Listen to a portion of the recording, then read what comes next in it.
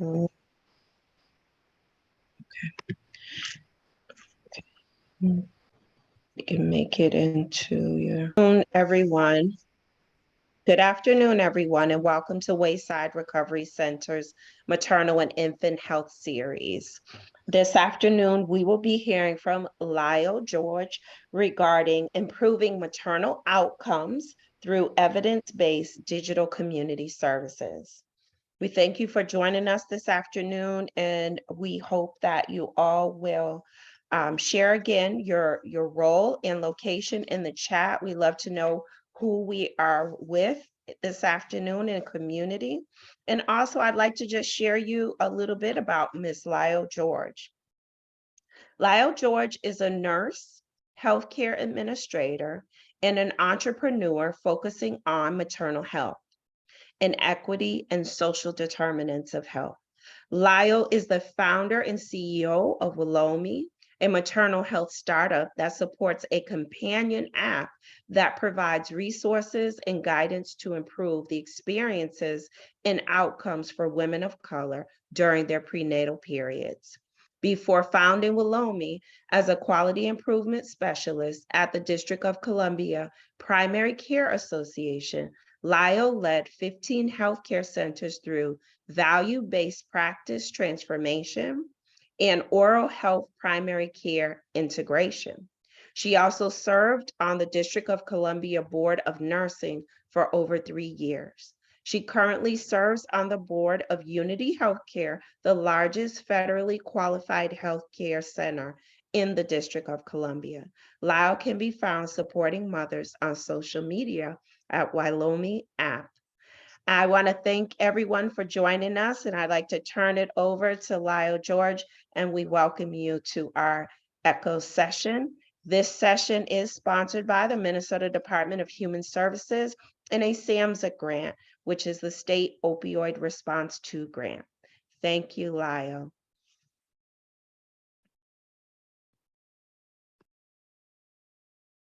Thank you.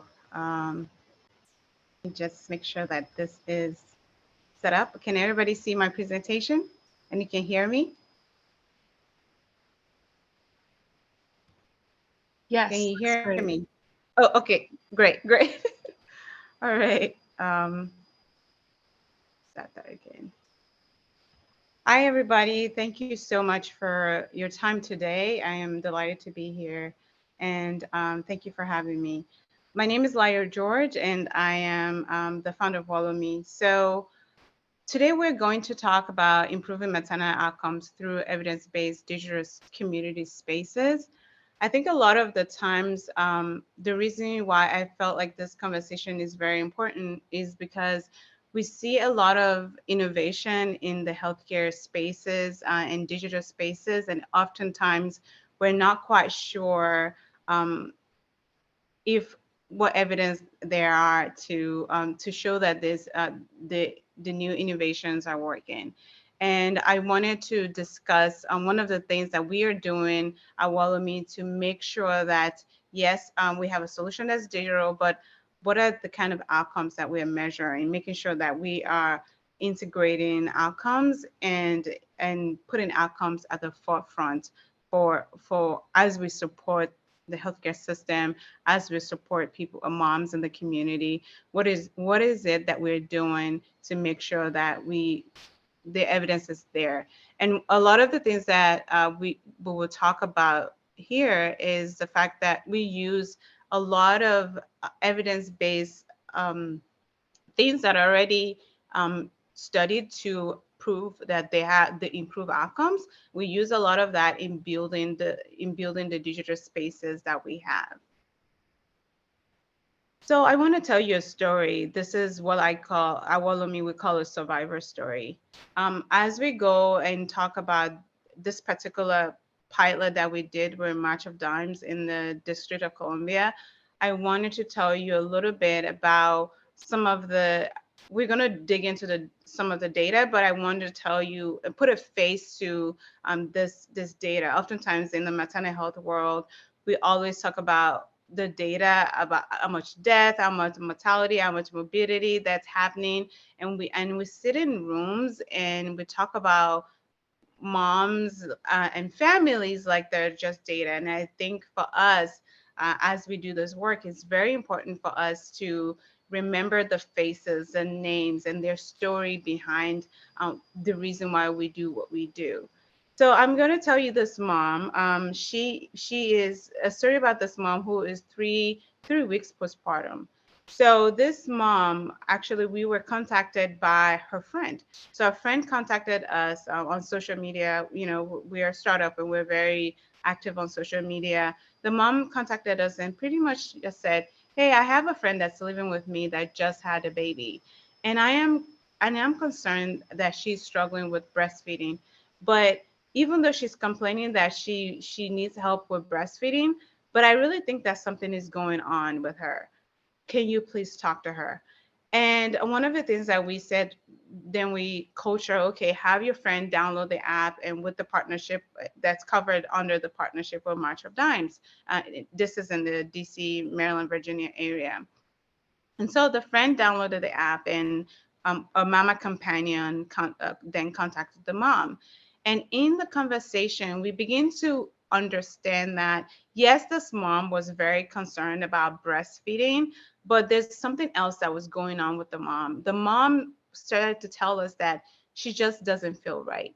And as we were talking that, as we were asking a question to try to figure out what does she mean by that, she told us that she had preeclampsia. She had high blood pressure through her pregnancy. She came home with a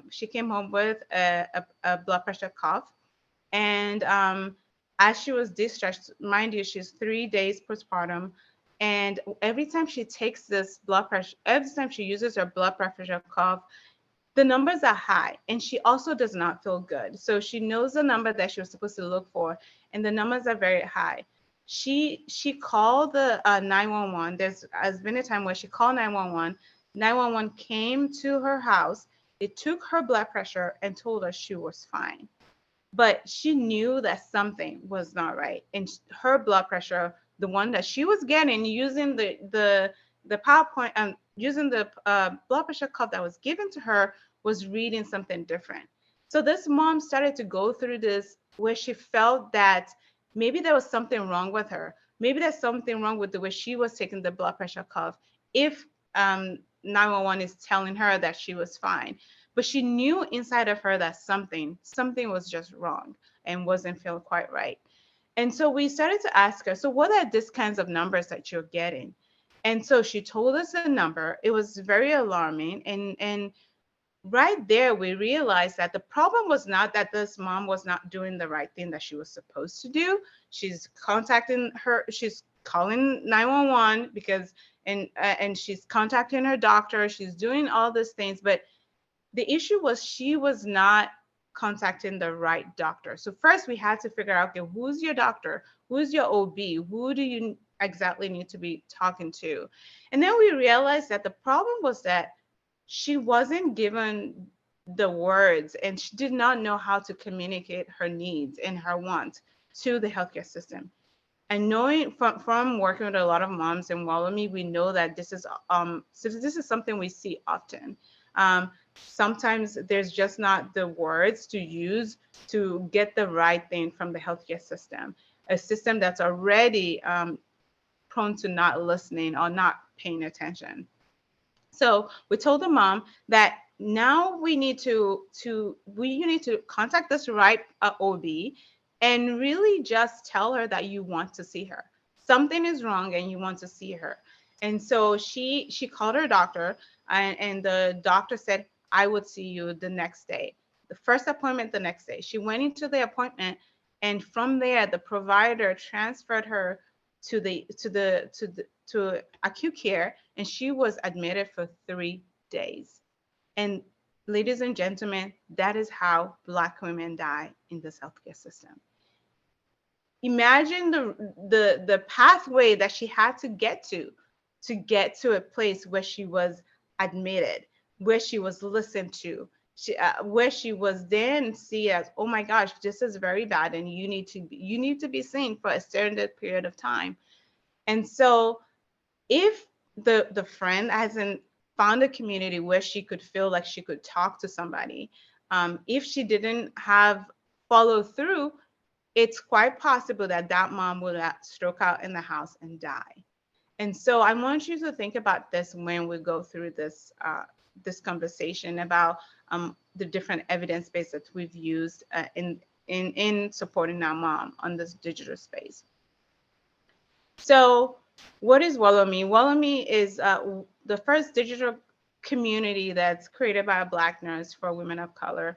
And we use five pillars. Uh, one of it is, all of them are what we call, they're evidence-based. And we designed these five pillars because we've seen evidence and literature around them.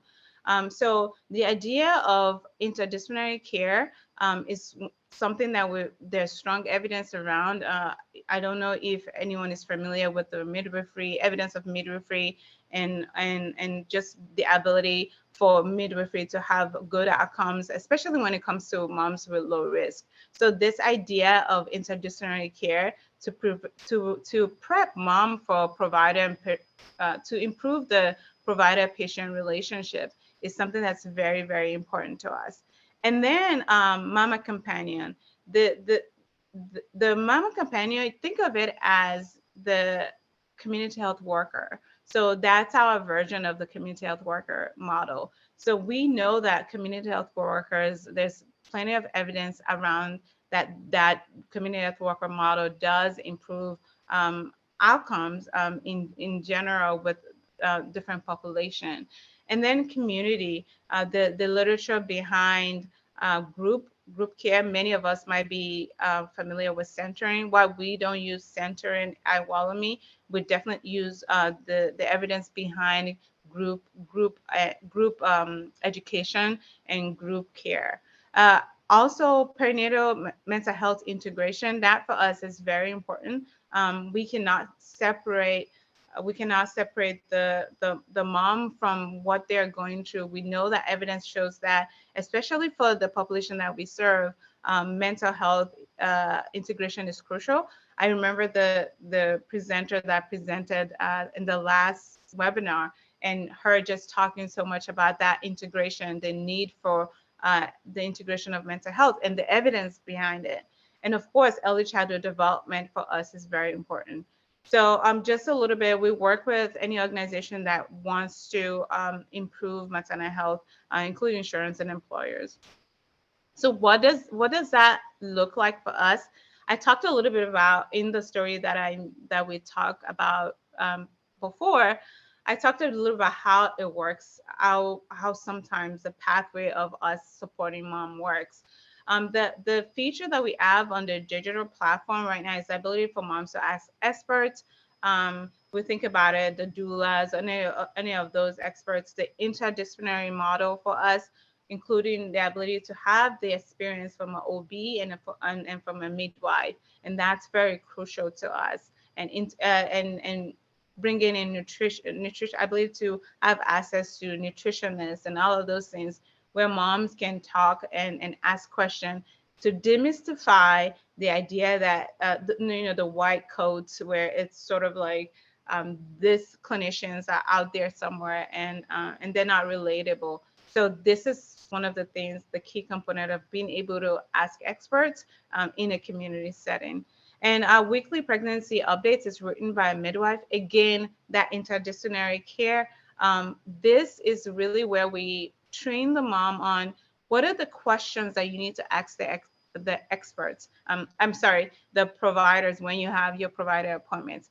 So oftentimes provider appointments are 20 minutes if you're lucky, right? And the provider often have their own priority that they want to make sure that they discuss with the mom. And so we are making sure that the mom are also coming with their own priority, because we know that it's those miscommunication, is those moments where the moms are feeling less valued and judged and misrepresented and less satisfied. it's those provider appointments, and that we see a lot of that happening. And of course, we have mental health screening, like I was mentioning. It's important for us to, we do the PHQ2 in order for us to understand how the moms are feeling. And it's a very friendly test to take. And so we figure that it's very useful, and it decreases, and it doesn't hinder the flow of when somebody is using an app. And of course, we talked about the mama companion already. This is idea of a community health worker, somebody who's been there. And this is really a lot of the focus that we did with March of Dimes, which is in the DC area, which using the evidence of somebody who's been there, whether it's virtual. In this case, they were testing the idea of virtual community health worker to help us. Can we get to the same things can we get to the same goals for the mom using this model as a virtual mama companion? And of course, everything for us is around community, our group education, and what it feels like. And for us, even that community also is part of the mental health aspect of it. If the moms feel good in a group setting, if they're feeling good, can we improve their outlook on their pregnancy journey? So this is a data, the pilot that I was talking about, that which I told you the story of one of the moms. This is in partnership with March of Dimes in the DC area. And one of the things that we did, this was last year, one of the things we did was we had about 33 moms in the program that we were working with, using some of the evidence-based intervention that we wanted to kind of test out. So the moms, it was about 33 moms in total, 25 of them. So we measure their participation in the program if they at least have one contact with the mama companion. Again, mama companion is sort of synonymous with like community health worker. So we said, if you contact your mama companion at least once, we know for sure that there's likelihood that they will continue to, participate in the programming that we have for them. So we measure the participants by that. So we have moms who come through the program, through the March of Dime program, but that are not counted in when we were reporting out the data. So out of the 33 moms, 25 of them were they had one pregnancy and one fetus. And then we had one that was a twin mom, a twin pregnancy. And then we had 7 that came to us postpartum. So that means that they weren't pregnant when they came to us. They came to us because maybe they need they need to talk to an expert about feeding, about a pediatrician issue, and things like that. And then at the end of when we were collecting the data, we still had 4 moms who were still going along on their pregnancy journey. So what were the interventions? We sort of already talked about this. It's like those 5 core building blocks, making sure that they were in contact with the interdisciplinary care, making sure that they were reading their weekly pregnancy moments. They were sort of discussing those things with the mama companion. The mama companions create goals for them. Well, they create goals together. So it's something oftentimes they say, these are the goals that I want to achieve during my first trimester, during my second trimester. And the mama companion works with them to make sure that they're achieving those goals. Sometimes it's referring them to a service or something that we work closely with, Help Me Grow, any other services that's in the area that can help them achieve those goals. Now, the thing is, because we also have goals that we want the moms to meet, for example, making sure that they get to 37 weeks and making sure that they're having the right kind of conversation with their provider, so that they don't fall into having induce or C-section before the right time, because we know that the audience, that the moms that we work with are likely to be targeted for interventions that could lead them to having medical unnecessary preterm birth. And so again, the community aspect of it, we monitor how much they're coming to the virtual events, how much they're participating in the community. We sort of already talked about some of this already. So in the program implementation in the community, it was very important for us that they are able to access a safe, culturally appropriate community support of moms and during their perinatal period. Again, we talked about the goal setting and group prenatal class that's either led by our midwives or doulas in the community. And then 24/7 access to culturally sensitive and relevant maternal health experts. And then we talked about the weekly pregnancy moments and the aspect of the group cultural relevance. There's something that came up even in our cohort where we felt that moms needed a lot of back to work support to ease the anxiety and their mental to ease their mental the anxiety, and also their ability to cope with things like breastfeeding and just support, And so that was something that was very crucial in our intervention with the mental health, and creating a culturally competent group that's led by experts was very important. Another thing that we added is a weekly messaging to the moms through the mental health that's written by a mental health specialist. So the outcomes for that, about 100% of the moms that we worked with delivered 37 weeks or above. The only one that did not was the twin mom. She actually delivered in 34 weeks, which for us we thought was very good, because actually this mom actually had she had other comorbidity. And so for us, and this was her third pregnancy, so we were very excited. We were talking about a mom who came to us about, I think she was about 8 weeks when she started her journey with us. And I know that there was a lot of anxiety going into it. Her specifically, I remember her whenever she comes to the pregnancy circle. So the events that we have, there are pregnancy circles, feeding lounge, and every mama needs a friend. Oftentimes when she comes to the pregnancy circle, especially at the beginning, it was always a lot of tears and a lot of just crying and just feeling not sure if the baby she was going to make it, or the babies were going to stay. And so for us, when she made it to that 34 weeks, we were so excited. And because we knew all the work that has gone into maintaining that sanity and just keeping her anxiety level to a place that's acceptable for her to continue her journey. Honestly, I cannot underestimate the amount of mental health support that's needed, particularly around anxiety in the population that we serve. So we also make sure satisfaction with the program. 100% of the moms were very satisfied.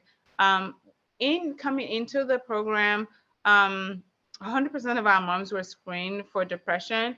We did have one, using the PHQ-2, we did have one that had a score of 4. And with that, when postpartum, she was able to, when we rescored her, she was at a 2. For us, we see that a lot of moms come with, in this population, comes with a lot of anxiety. So the PHQ-2, there's a lot of conversation about, is that the right tool to use? Again, it's a digital platform. We don't want them to open the app and have to answer like 100 100 like questions, and the scoring that's 100, that's like has 1 to 100 questions. But thinking through what is it that will get us to a place where we are able to easily identify mental health risk, that's not just solely depression, is very important. That's one of the things that we learned from this. So I think that is basically the gist of it. That's the pilot, and that is some of the things that we're testing out in a digital space. The combination of what works and what is when we're creating a culturally competent digital space. What does that mean? That a culturally competent digital space that is based on evidence. And then my information is there. You always email me, and as I am definitely on, we're on social media, on Instagram specifically. So if you have any question, you can feel free to ask question now. I don't know what time we have, because So we're at 12. Thank you so much, Layo. I appreciate you being here, sharing this valuable information, this mama companion and tool. And to hear that it's so aligned with a community health worker, I'm so excited about that. I saw a need and an opportunity for me to be trained as a community health worker, and I'm currently in a program right now. So I'm going to be happy to share this with my professor as well. She might get tired of me sharing resources. But I believe Zora is going through and allowing folks to, you can show your face. We have a small group. You should be able to unmute and ask any questions. Lyle, we have about a good, I would say at least 15 minutes to take questions from our audience. Thank you so much. Yeah, thank you. If anybody has questions. If you want to put them in the chat, you're welcome to put them in the chat, but you do not have to because we have a small group. Please unmute and ask any questions or inquiry you might have.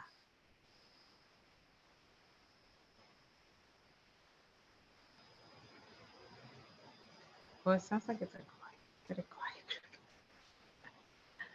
So I guess one of the things I could ask, what are people using? It seems like we have different groups of people here today. I wonder what they consider when they're using digital spaces or recommending digital spaces. Well, how about we ask? Let's ask. Or you can raise your hand, and I do see Maya, I think you did unmute. Just raise your hand if you even know about a digital app to use. Raise your hands. You can use the reaction. You should have a reaction, or you might just have on this version a hand to raise. If you use any kind of digital app, anyone? I don't see any hands raised. People are shy. Okay. I think, is Becky, is that? This is my Celia. Can you guys hear me? Yes, we can. Okay, hi, thank you. I was wondering who this is available to. Yeah, this is, it's available, the platform itself is available nationwide. The specific program that we're testing out, especially with the community health worker, was in partnership with March of Dimes in the DC area. So, but it's the app as it is right now, with the different features available nationwide. It depends on, let's say we have a partnership with the health system, or we had a partnership with the insurance, then we add those like community health aspect to it, because it could be costly otherwise for the moms if the moms were directly finding the app themselves. We can, as a company, we cannot necessarily support the community health, assigning them a community health worker. But if it's in partnership with the health system or places like March of Dime or insurance, yeah, we are able to do that and cover the cost that way. But otherwise, the moms can go on Android or iOS and download the app now, and they get the weekly moments from the midwife every week, every Sunday.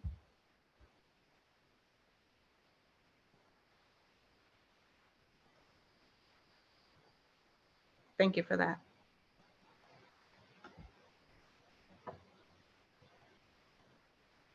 Saw Becky unmuted. Becky, did you have a question?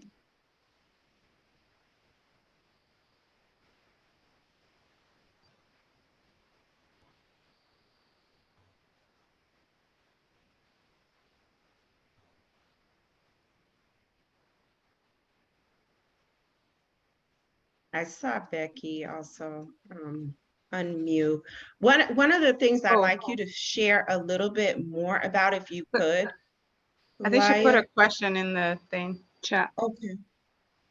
Let's see. It says, can you talk a little bit about the format of the community groups? Yes. We just had one. Well, while I was on this call, there's a community group going on. So so it's the virtual ones. Before pre-pandemic, we were doing in-person ones, but right now we're gonna start the in-person ones again this year. But initially we started out doing a hybrids ones, once in person and digitally. The digital ones are they're very focused on getting sort of better outcomes. So the pregnancy circle, for example, is moderated by a midwife, and the next month is moderated by our mental health therapist. So the idea is that sometimes it could be free flowing, but we always have a topic that we want the moms to make sure that we go over based on the goals for us getting to 37 weeks and getting there with a good experience and making sure that they are one thing we add this year, which is making sure that they get into their postpartum appointments.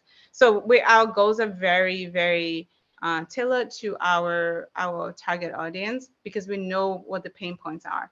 So we create a space where they can say what's on their mind and what needs to be said. So typically, for example, with the pregnancy circle, the midwife or the therapist would say we'll have a topic. They will talk about the topic and see where things are going, and then it's typically free for all where the moms ask questions, because what we find with our population is that they have a lot on their mind that they want to ask the provider, and sometimes they need somebody else to tell them how to ask it, or somebody else to reinforce what they need to be looking for, what they need to be asking.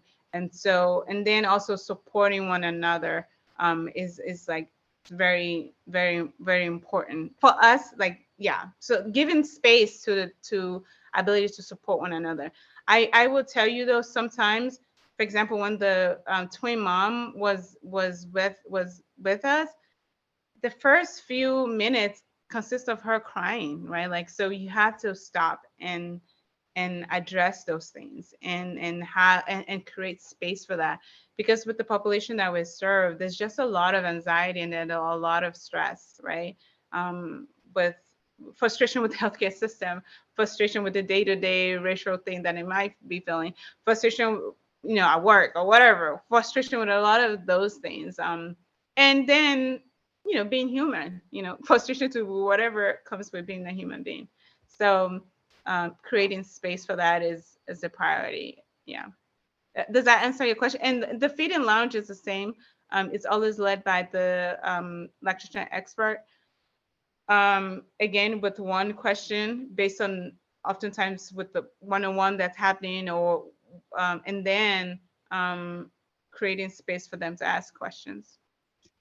Becky, in the chat, she says it did answer her question. Okay. And then there are a couple more around languages. Yes. Okay. So they want to you know, is there bilingual or is there opportunity for interpreting services? Yes, so I do get that a lot.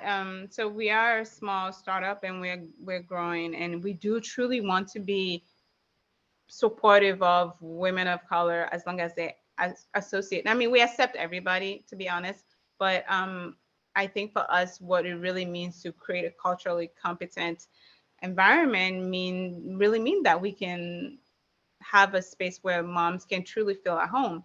And so for us, but the next phase we're going is in Spanish. And so we do have a lactation specialist on the app that's Spanish speaker. And then we want to start a postpartum group for Spanish speaker. So there are opportunities based on the environment that we're in, because I know like in Minnesota it's different. Like I live in Eau Claire for a minute, so like it's a different audience, right? It is. So as a small startup, you could go all different kind of ways trying to catch all, and it's limited resources. So based on, let's say if we have a contract somewhere or something like that, we are very mindful of making sure that we know what's needed. And yeah, so that's how we are dealing with that. One thing I would like to share as a resource too, working in education, I think it was Hopkins shared this information, is that if you ever go to a website that's not in your language, there is a web companion that you can change the language on there. And I believe you can do it audibly as well as with text, so that it can either read it to you. So there are some accessibility things, not saying that that's ideal for Wolomi, but I just wanted to share that as a tool. If you have anyone who experiences language barriers, always remind them or encourage them or research it yourself to share the source that helps folks navigate when they're using the web. Thank you for that. I know that one of the things, for example, as we work with the Spanish speaker, like for simple thing as a flyer, like I had somebody translate a flyer and then I give it to a director of nursing who works in a predominantly Spanish speaker, and she's like, this person is translating like they're translating from Google. It does not translate like it. So it's like translation is one thing, but the way it's being perceived, we want to really make sure that we understand the culture, and so it's a lot of work that we're doing. Yeah. Wonderful. Thank you. Anyone else have any other questions? I know I did have a follow-up, but I don't want to jump in. So when you were explaining the app and you said if there is a companion organization such as March of Dimes or a healthcare organization, but it is clearly an app that people still could benefit from. Like her husband could look on this app, right? A grandmother. So can you just say a little bit more about the usefulness of this app for community and the power that it has to educate in community? Yes. So there is a good story I have for that. I'm a lover of story, but one we had this thing quarterly called Parenting Like a Boss. So that Parenting Like a Boss is it's moderated by a pediatrician. That's our pediatrician sort of event. Oh, going back to the conversation about how the events are moderated, one of the things is that as we have in-person events, our in-person events are more like fun. They're more around community, food or whatever. So they are more fun events. So there's the gathering and sharing common space with and giving advice to each other. And so I will tell you that there's this Parenting Like a Boss event that we have. We started it in person, then we had it digital. The last one that we had, there was a grandma that came to it because she's a caretaker of her grandkid. And she wanted to learn about early childhood development, you know? And so that is something that is so, and I always think about that. And the same grandmother has come to, we had a potty training recently and she came to that, you know? And so this is somebody that we have not thought about, right? Like we have not thought about that person. And how it is, because they're taking care of their kids. And there's a lot of grandparents who the moms go to work and they leave the babies and all of that with the grandparents. And so and so that it's a space, there's definitely space for that. And one thing that happened in the Parenting Like a Boss was we were having a conversation and one of the mom was like, oh, I'm very worried about if my child shows early signs of anything, I'm worried about talking to the school system about it. I'm worried about, because I don't want my kid, it's hard enough that they're already being treated a certain way. And it's hard, and I don't want them to be further stigmatized and put into the system. And so, you know, this grandmother she's a retired teacher, and she was able to sort of educate the mom and say, hey, I'm a retired teacher and I'm Black. You know, like you know, other race, white moms use this too. And I understand your feelings and I understand what you mean by that. But I want to assure you that it's better that you use it than and delay. So those are kind of things that can happen in a community. And then I'm looking forward to having more and more of those moments as we have multiple generations and really thinking about them. But of course, as a startup, it's like you have to focus a little bit.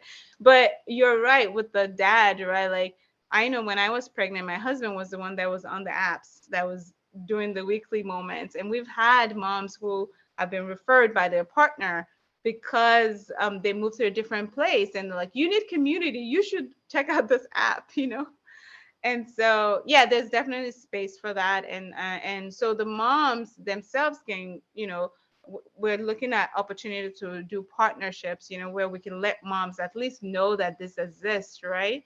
And so the moms themselves can go and you know, get the weekly free version, and then there's the paid version, which is the ability to chat with the experts, and some of the events are paid, but we try to set it in a very affordable way.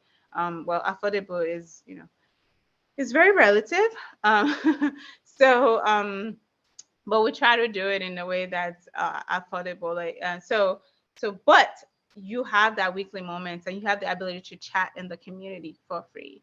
But it's just the community health worker and all that costs a lot. It costs us a lot. I wish I could offer things for free, you know, just but it costs us a lot. So that's why we depend on partnership to make that happen. Thank you so much. Thank you so much. And I know that Layo has asked to make sure that we're able to share information. And so I don't know if you want to go back to your slide too, Layo, Yeah. before we close so that people can see your contact information. If you wanted to follow up, you have any more questions.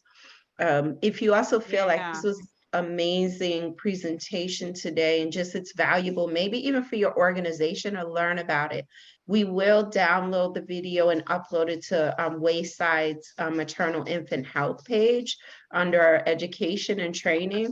And we encourage you to share this information in any way that you feel is useful. And remember, I'm always open to referrals of someone who is an amazing speaker or someone in community who is doing this great work. Wayside is committed. We have another year to present maternal and infant health series presentations, and we're thinking creatively, and we're trying to connect with people who are doing some amazing, bold things to show us all how to do work better and how can we collaborate and care for moms to improve care. We want to reduce disparities, right, and improve incomes. And that's why I know many of you come here to listen and learn. Again, if you know an expert in an area, please share that with us. And then I'm going to let Layo kind of close us out with her final slide here and her contact information. Yeah, as you were saying that, I just also wanted to remind people that it's going to take multi approach to solve this issue. There's no one size fit all, and that's why it's important for the work that you do, to bring different. I learned a lot from the webinar last week, like, I mean, not last, was it last week? Yeah. And so it's gonna take different approach and different system, even for one mom. Sometimes it takes different things to really create a comprehensive plan for the population, and we just need to be mindful of that. And I know a lot of us want to solve this issue. We want to support moms better, and so just be mindful of that sometimes you have to try combination of things to get us to where we need to go.